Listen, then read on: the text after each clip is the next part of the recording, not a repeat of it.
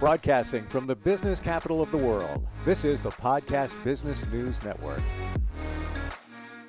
Hey, welcome back, everyone. We're with somebody who I love talking to, and she is somebody that can help heal your pet and also communicate with them as well. And her name is Vicki Draper, and she's back. How are you doing, Vicki? How are you? Wait a minute. Before we do anything, I have to say congratulations on your billboard in Times Square. Thank you. That was exciting. It's like it's a milestone. Never in my life would I thought I would be featured in Times Square. Totally cool. I mean, we're literally the biggest city in the world, and there's Vicki on the big screen. Millions of people passing by every day, looking up there and seeing it, and also learning about you, your message, and how you heal animals. And I just think it's fantastic, just getting the word out, which we're doing now. Not a lot of people that do that. There are veterinarians, we got that, but not animal communicators and people that take it to a different level like you. So congratulations on that. I think that's fantastic. Thank you. Kind of ties into what we're going to talk about today, because that was a big thing for you. Like normally you wouldn't just get on a plane, head into the city, look at your billboard. As you shared before, you're a little more on the shy side sometimes. Yeah, I can be. And so as normal with traveling or doing something big, fears came up. And so I really got to shift those and shifted to confidence and be empowered. And the experience was phenomenal. Nice. Because I said yes to it. Yeah. And did it. And I was traveling solo. And so, yeah, and it was fantastic. Do you think that transcends to our pets? Do you find that a lot of pets, you can think of maybe some cats that are shy and some dogs that maybe don't have a lot of confidence? Absolutely. That's what I had no idea how healing this trip and experience was going to be for me personally, that then actually falls into my work with the animals. It was like reflecting on it. And so because of taking that step and having that confidence, now I have a bigger template to hold in the healing session for the shy animals, because animals resonate with our energies. Mm-hmm. And now I have a much bigger capacity to embody that for them. And so, yes, even before this experience, it's one of my specialties. I love empowering shy, fearful animals, boosting their confidence into them being their best selves. As you say that, right away, I think about a cat that I have. Her name is Abby. And I call her the skitterish cat. She just hangs out on the sofa. You'll see her, you won't see her. She'll be under a bed. Granted, there's another cat in the house who's a big bruiser and a dog. And I really feel that she was already shy to start out with. And then once they came into play, then that brought her level of shyness, or actually up. For anybody that's got pets like that, what do you suggest? How do you work with a pet like that? Well,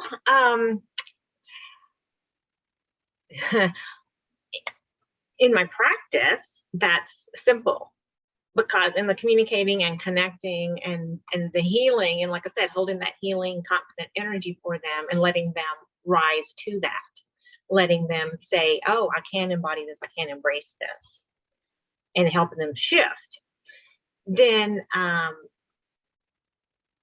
another one, if you've got like a bruiser animal, the healing your animal family essence, it really helps balance out the family dynamics and the harmonies, and that helps even things out where the shy one can feel a little bit more confident. Gotcha. Would you communicate with that cat energetically to try and get inside its head? Oh, absolutely. Yeah. And if they've been a rescue situation and they're carrying some past traumas in their body, then we clear that out. So they tell me, we work together. Their bodies tell me, and yes. Wow. Yeah, there's so much when you think of your pets and maybe some of the issues that they have, so much that needs to be taken care of to make them better pets and make you a better guardian at the same time. How about some stories? Stories of maybe, pets that got over being shy or lacking confidence that you've helped? Yeah, there's a dog, Chloe, that came to me, and this has been years ago, but this is how it just stuck with me. It's one of those that just was memorable. And she came in. This is in person, and she was all crunched and you know just not wanting to be seen really. And so she bebopped into my healing space where I had a couch. So she jumped up on the couch and she buries her head in the corner and curls up as tight as she could. And I was like, wow, okay. And this is why the guardians came to me. They're like, yeah, this is how she is. And so what was really neat is during the session, she would respond, she'd start unfolding a little bit at a time, unfolding a little bit at a time. By the end of the session, she was all stretched out, totally relaxed, loose, muscles, confident. And I couldn't believe how big of a dog she really was. Because I mean, she had made herself so compact. I was like, oh wow, this is what was in there. Yeah. And so then she walked out and just, totally confident and a totally different dog.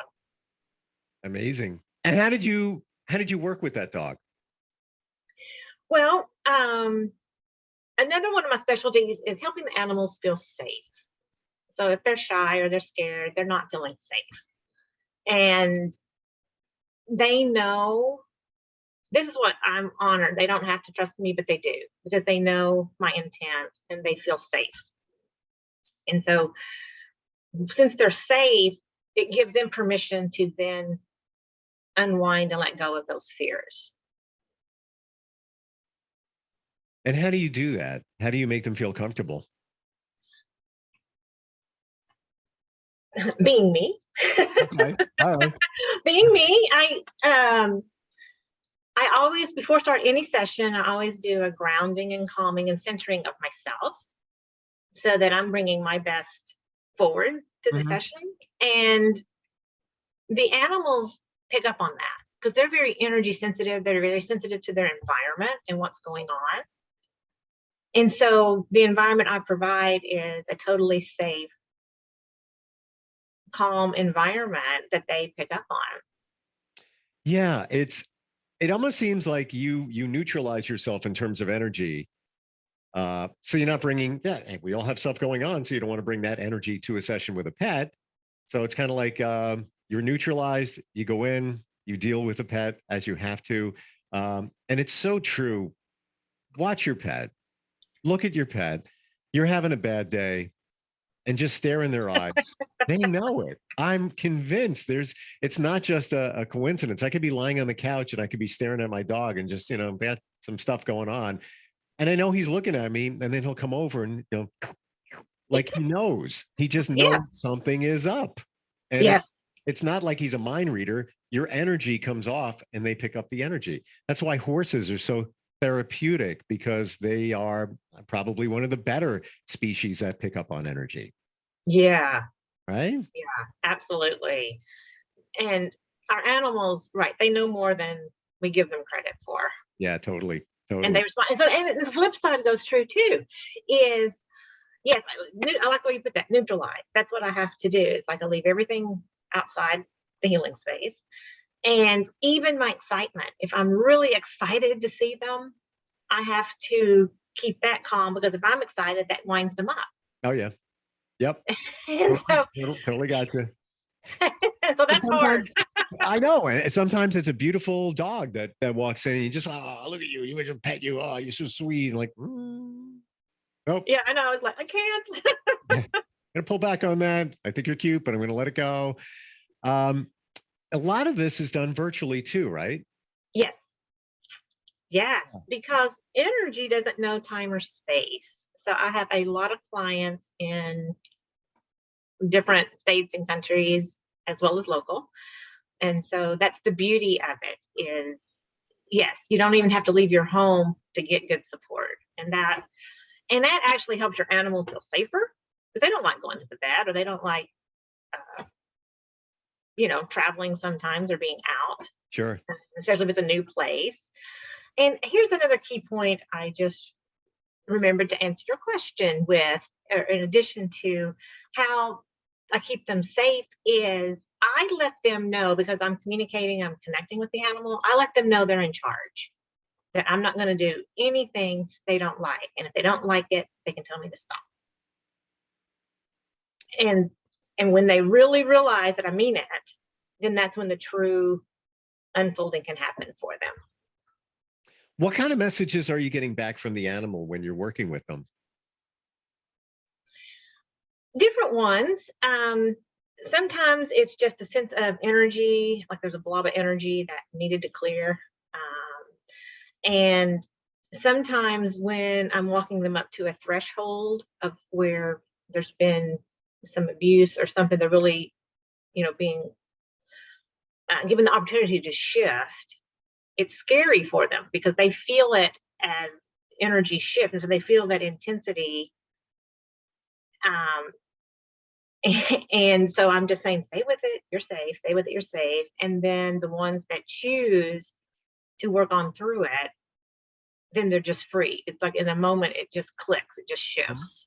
And that's beautiful. And I say they choose. There's been a few that I could get them up so far, but they just couldn't take that extra step. But that's the minority in my business or in my experience. Sure. And they still get benefit because just even going up to that threshold, that was further than they've been. But for the real magic is when they just say yes and go. Do you find a lot of time, by the way, we're talking with Vicki Draper, who's the owner of Healing Your Animal, and you can find her at healingyouranimal.com. Great URL domain for a website, by the way. It's that's unlocking that one down. But she's somebody who's an author, healer, animal communicator, can work spiritually with your pets and your animals. Now, I'm wondering, have you encountered an animal that just wasn't receptive to receiving messages and communicating or communication and wanting to be healed? Because in the adult world, it's my always understanding that you got to be open to it. You got to be open to the change and the fix. Yes, well, that's here. We're going to bring in a big nuance. Sometimes it's not about them. Sometimes it's about their guardian. Okay. Fair enough. There are times that they're ready and they look to their guardian to get permission. Because they're like, we've been in this pattern. Do you really want us to shift? Wow. And so that totally makes crystal clear sense. Like they're looking for permission. You set your boundaries with them way back when, just like a child. And they're going to look at you. Is this okay? Should I be doing this? Yes. And I've had one case that her name was Sophie, a little miniature poodle. And she she's no longer with us, a very, very, how do I want to say this? Attentive guardian who was going out of her way to get healing sessions for her to really, help her be her best. And so then in one of our sessions, she's like, well, if I get better, will I get all this attention? Sophie was saying this because it's like, I like this attention, and will I still get the same attention if I heal? So sometimes, and that was like, oh, wow. And I'm like, oh, yes, your mother will be even happier and would love to give you lots of healing sessions if you're healthy even. Yeah, it's I don't want to make any change. I'm a pet. I don't like changes. I'm not going to do it. I'm not going to, whatever you want me to do. If things are going to change over here, I'm not going to, that's not happening. I totally understand that. Wow. It's such a valid point when you think about it, in theory. Yeah. And so then at that time in a session, I'll always say, it's like, okay, well, so-and-so is asking for permission. Do you want this healing? And when they say yes, then the animal responds. Have you had situations where an animal can't be helped? It helped in what way? Because, you Let's, know, yeah, I because know yes, everything is sometimes relative. go Sure. ahead. Everything is relative. Every situation is a different situation. But maybe, let's say the animal had something going on and you worked with it, you communicated with the animal, but it didn't stick for whatever reason. Well, there are times that yes, it's their time.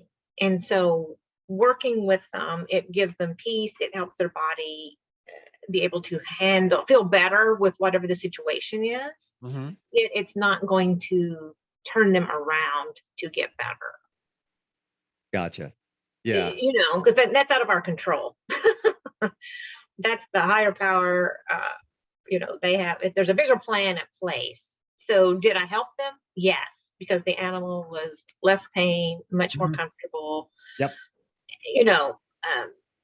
So it is relative, like you said. Yeah.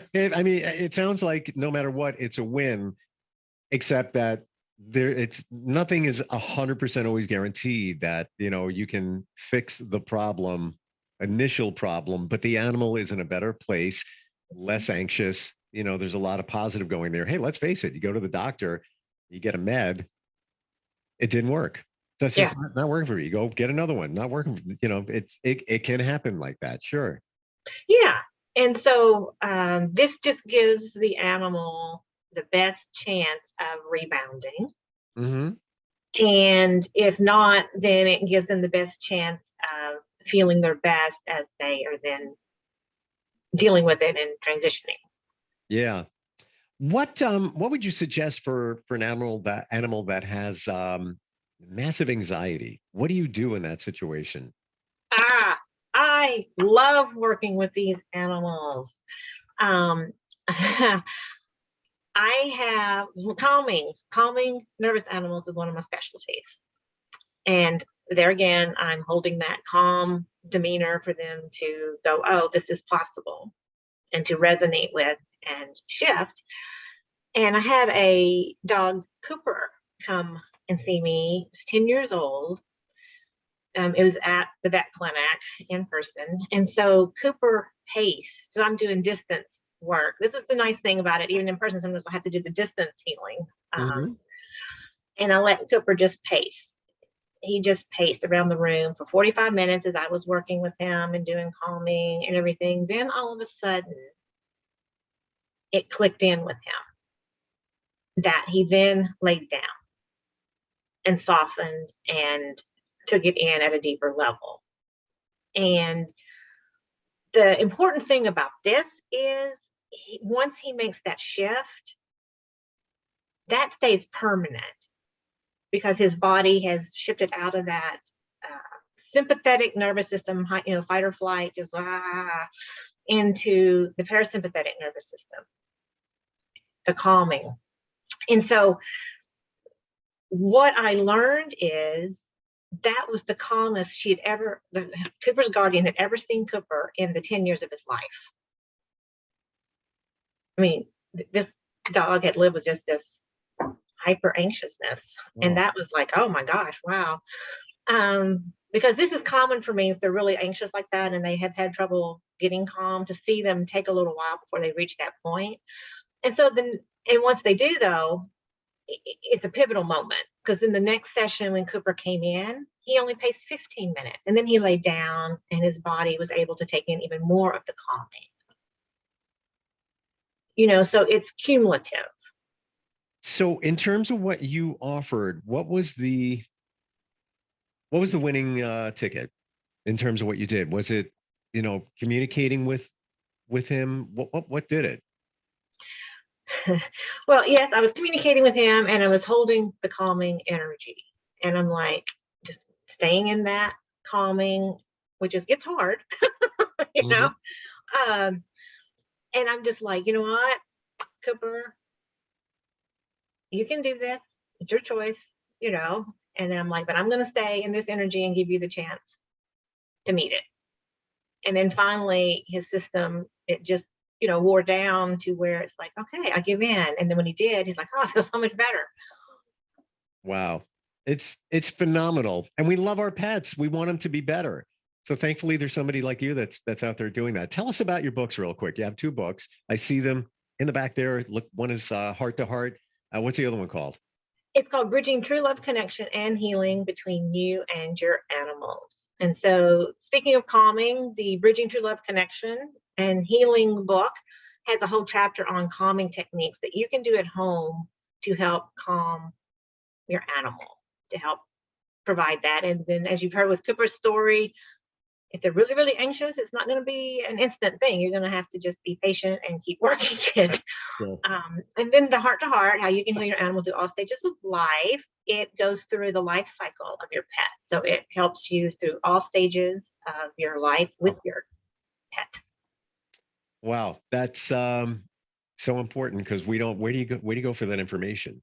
And unfortunately, one day your pet's not going to be with you. You're going to outlive your pet. That's there's a guarantee. Some things in life, they are guaranteed. That's your guarantee. Yes, they do have a shorter lifespan, which makes it difficult, but it's so rewarding when they're with us, what they give us. Yeah, totally. It was a point I wanted to bring. It's just like escaped my mind, but it was very clear a second ago based on what you just said in terms of connecting with your pets. I know for me that one cat that's skitterish, I would get your book just to learn how to help. Her name is Abby. I don't know what to do. It's almost to the point where I throw my hands up. I don't know, maybe a session. All she does is sit on the top of a couch. And if she's not there, she's under a bed. That's it. And if you see her in the hallway, she's like slows up because she doesn't want to be around people or the other animals as well. And I'm sure other people are dealing with the same kind of situation as well. Yes. And so what I would say is, yes, the session is the deepest, quickest way to get results. And then the next one level is the essence. And so like with her, it would be, I'd probably recommend a calming one as well, family for sure, because it's the family dynamic. That I have a confidence, which releases fears, and I have a serene, which releases anxiety and provides the calm.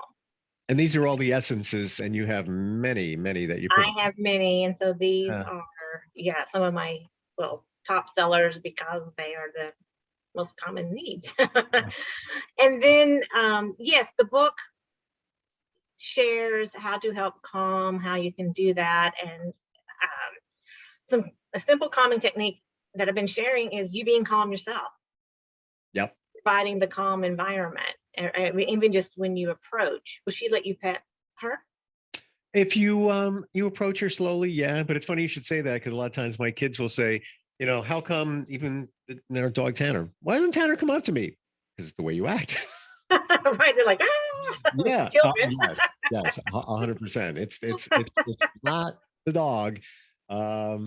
And by the way, we're moving soon, so there's going to be another stressor in the house. That's another place to be conscious of your animals, because when you're all frenzied and their home is all in mixed up, they will get a little bit more fractious because they're like not knowing what's going on. So tell everybody your website again, and if somebody wants to get a session or even just learn more, talk more, again, a lot of great material on your website. All right. Yes, my website is healingyouranimal.com. And from there, I do offer a complimentary 15 to 20 minute assessment that you can sign up for, and happy to share what's the best support for you. And from there, I have a newsletter where I have free tips that are for you. So you can sign up and easily, so you can get free support, and you can get low cost support with the essences or the books, or then you can jump into healing sessions. Yep. Heal your pet, and she's here to help you. Vicki Draper, and healingyouranimal.com. Great having you on. And again, got to say congratulations on your billboard in Times Square.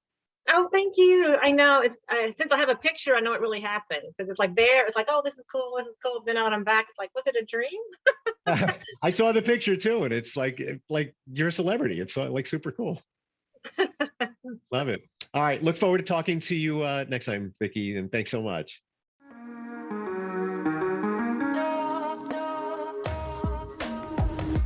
Broadcasting from the business capital of the world, this is the Podcast Business News Network.